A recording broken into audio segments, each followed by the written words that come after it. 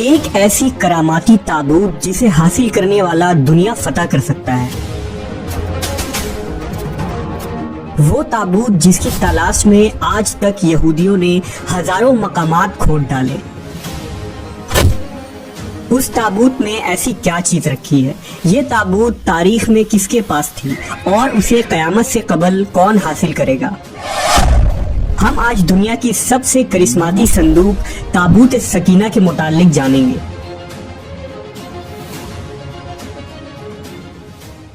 ہر دور میں مسلمان، عیسائی اور یہود ایک دوسرے سے مخالف رہے ہیں، مگر ایک جگہ جس پر تینوں مذاہب متفق ہیں وہ تابوت سکینہ ہے۔ یہ ایک معجزاتی و کراماتی تابوت ہے جو مومنوں کے دل میں سکون و قرار کے غرض سے نازل ہوا تھا اور حضرت آدم علیہ السلام سے خاتم الانبیاء کی میراث رہی، جس کی وجہ سے اس کی عظمت و حرمت بہت زیادہ ہے۔ اس صندوق کو تابوت سکینہ اس لیے کہا گیا کیونکہ اس تابوت کے ذریعہ لوگوں کے دلوں میں تسلی، اطمینان اور سکون حاصل ہوتی تھی، لہٰذا اس سکون کی وجہ سے اس تابوت کا نام تابوت سکینہ ہے۔ انگریزی میں اسے دی آرک آف کووننٹ سے ترجمہ کیا گیا ہے۔ روایتوں کے مطابق یہ صندوق حضرت آدم علیہ السلام پر نازل ہوا تھا، جو شمشاد کی لکڑی سے بنا ایک بھاری صندوق تھا۔ اسے آپ جنت سے اپنے ساتھ اس دنیا میں لے کر آئے تھے اور وفات تک یہ حضرت آدم علیہ السلام کے پاس ہی رہا۔ جب حضرت آدم کی وفات کا وقت آیا تو آپ نے اس صندوق کو اپنے جانشین بیٹے حضرت شیث علیہ السلام کو دے دی۔ اس طرح یہ تابوت بنی شیث میں منتقل ہوتا رہا، یہاں تک کہ یہ حضرت یعقوب علیہ السلام تک پہنچا۔ پھر یہ تابوت بنی اسرائیل کی ملکیت ہو گئی اور حضرت موسیٰ علیہ السلام کے پاس آ گئی۔ حضرت موسیٰ علیہ السلام نے برسوں صحرائے سینا میں پھرنے کے بعد اپنی قوم کے لیے ایک عبادت کا خیمہ بنایا۔ اس خیمے میں ایک چھوٹی سی جگہ بنائی گئی جہاں آپ نے تابوت سکینہ کو رکھ دیا تھا۔ بعد میں اسی جگہ حضرت داؤد علیہ السلام اور حضرت سلیمان علیہ السلام نے ایک عظیم الشان عبادت گاہ کی تعمیر کروائی، جہاں تابوت رکھنے کے لیے ایک عمارت بنوائی گئی جسے ہیکل کا نام دیا گیا۔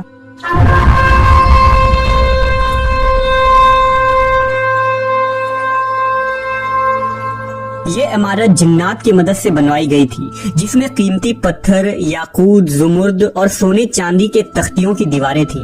اس ہیکل میں چمک اور روشنی اس قدر تھی کہ رات میں بھی روشنی کی ضرورت نہ پڑتی تھی۔ جس خاص کمرے میں تابوت کو رکھا جاتا تھا اس کا نام القدس تھا۔ سوال یہ اٹھتا ہے کہ اس تابوت میں آخر ایسا کیا تھا کہ بنی اسرائیل اسے مقدس تصور کرتے تھے؟ دراصل اس تابوت میں پیغمبروں کے تبرکات تھے، جن میں لوح قرآنی، توریت کی تختیاں کے ٹکڑے، من و سلوہ، حضرت یوسف علیہ السلام کا کرتا، ہارون علیہ السلام کی قبہ، موسیٰ علیہ السلام کا عصا اور امامہ اور حضرت سلیمان علیہ السلام کی انگوٹھی تھی۔ اس کے علاوہ بھی بہت سارے پیغمبروں کے صورتوں کے حلیے بنے ہوئے تھے۔ یہ صندوق بنی اسرائیل کے لیے نہایت ہی مقدس اور بابرکت تھی۔ بنی اسرائیل جب کفار سے جنگ کرتے تھے اور دشمنوں کے بڑے بڑے لشکر دیکھ کر ڈر جاتے تھے اور ان کے دل کی دھڑکنیں تیز ہو جاتی تو وہ اس صندوق کو اپنے آگے رکھ لیتے۔ اس کے بعد اس تابوت سے ایسی رحمتوں اور برکتوں کا ظہور ہوتا کہ بنی اسرائیل کے جوانوں کے دلوں میں سکون و اطمینان پیدا ہو جاتا اور ان کے لرزتے ہوئے دل چٹان کی طرح مضبوط ہو جاتے۔ اس طرح انہیں ہر جنگ میں فتح حاصل ہو جاتی۔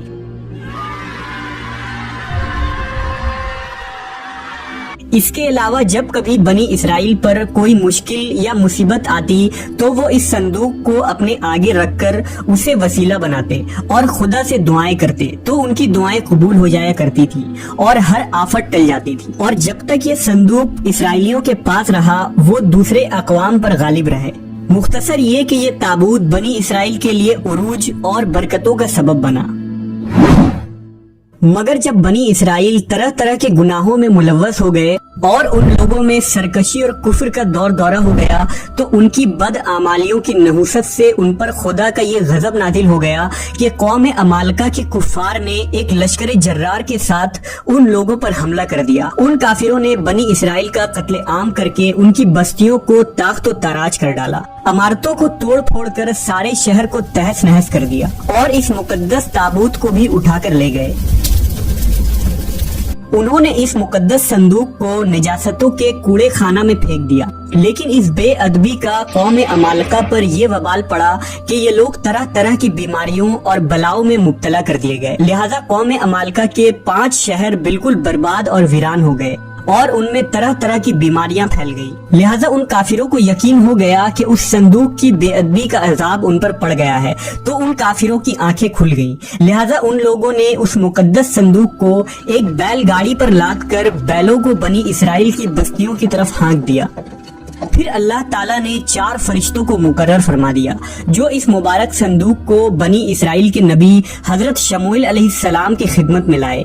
इस तरह फिर बनी इसराइल की खोई हुई नेमत दोबारा उनको मिल गई। जैसे ही ये ताबूत बनी इसराइल में दोबारा वापस आई, उनकी खोई हुई वकार फिर से वापस लौट आई। कुरान मजीद में अल्लाह ताला ने सूरह बकरा में इस वाक़े का जिक्र कुछ इस तरह किया है, और उनसे उनके नबी ने फरमाया कि उसकी बादशाही की निशानी यह है कि तुम्हारे पास वो संदूक आ जाए जिसमें तुम्हारे रब की तरफ से दिलों का चैन है और कुछ बची हुई चीजें हैं और मुअज़्ज़िज़ मूसा और हारून की तरका है। इसे फरिश्ते उठाए हुए लाएंगे। बेशक इसमें बड़ी निशानी है तुम्हारे लिए अगर ईमान रखते हो।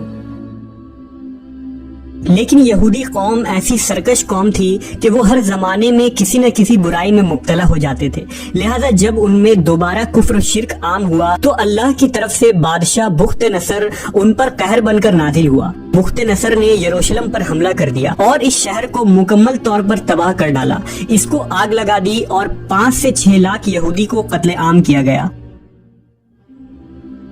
इन तबाहियों के नतीजे में ताबूत सकीना कहीं गायब हो गया और आज तक इसका कोई निशान नहीं मिला।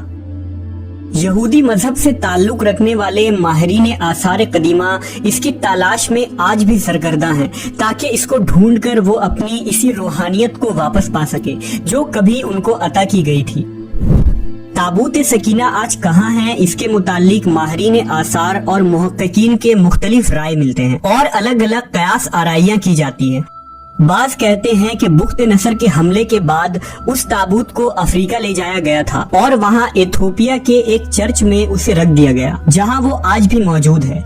कुछ लोगों ने लिखा कि जापान की पहाड़ियों में किसी बादशाह ने इस ताबूत को दफन करवा दिया था।